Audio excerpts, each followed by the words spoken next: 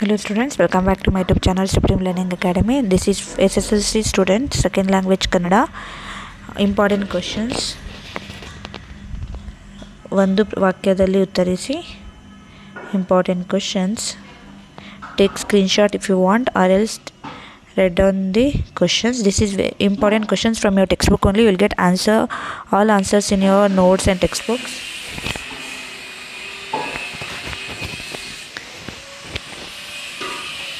So if you are new to my channel, go subscribe my channel and share to your friends, and don't forget to hit the like button. So this is 1 mark questions. Next ಬಂದು ಪದ್ಯ ಪ್ರಶ್ನೆಗಳು. ಇದು from ಪದ್ಯ, important questions, one word questions.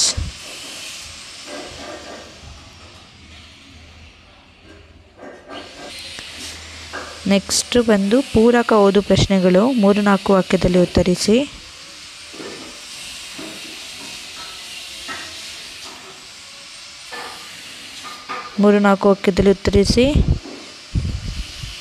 ಪಾಠ ಪ್ರಶ್ನೆಗಳು.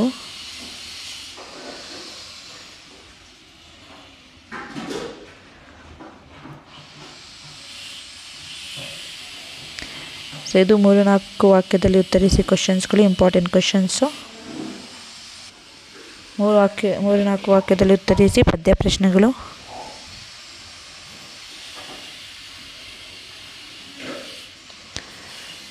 ಸಂದರ್ಭ, important ಸಂದರ್ಭ from ಪಾಠ ಭಾಗ.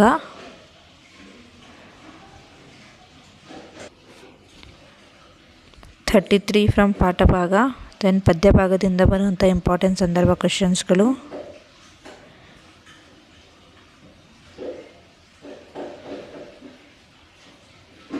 ಇಂಪಾರ್ಟೆಂಟ್ ಪೋಮ್ಗಳು.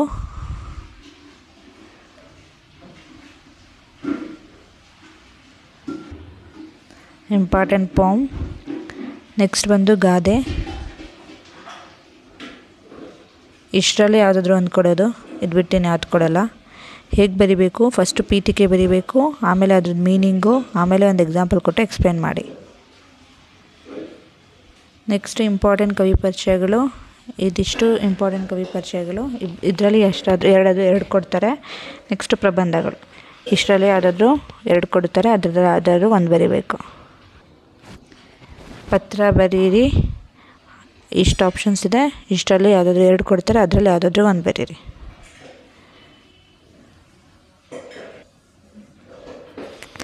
ಇವೆಲ್ಲ ಪತ್ರ ಬರೆಯಿರಿ ಆಪ್ಷನ್ಸು.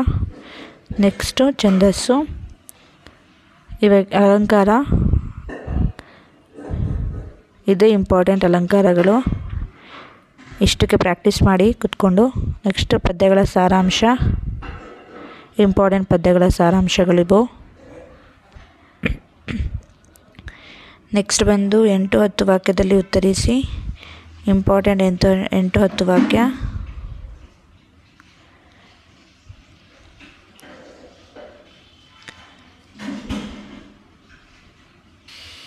ಸೊ ಇದಿಷ್ಟು ಸೆಕೆಂಡ್ ಲ್ಯಾಂಗ್ವೇಜ್ ಕನ್ನಡ ಅವ್ರಿಗೆ important questions. Stay tuned for more such updates. Thanks for watching. Bye.